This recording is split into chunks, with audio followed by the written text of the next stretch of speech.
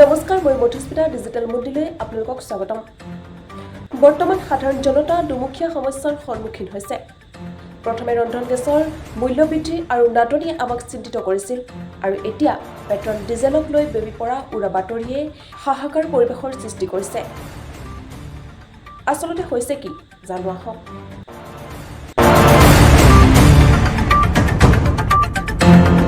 দেশৰ বিভিন্ন প্ৰান্তত এতিয়া LPG চিলিণ্ডাৰৰ নাটনিৰ পিছত পেট্ৰল পাম্পতো দীঘলীয়া শাৰী দেখা গৈছে।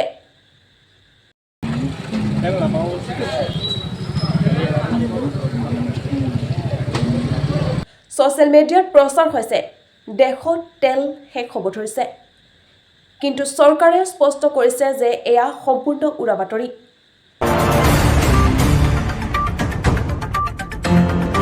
আমাৰ দেশত পেট্ৰল ডিজেলৰ পৰ্যাপ্ত পৰিমাণৰ ভাণ্ডাৰ আছে।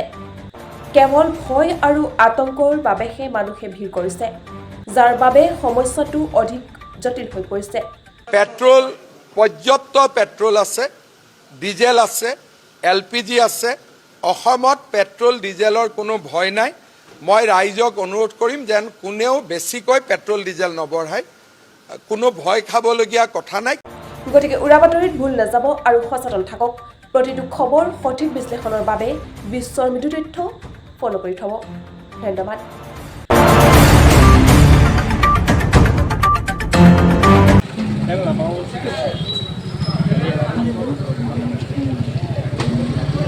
কিবা থাকিলে আমি ক'লোহেঁতেন।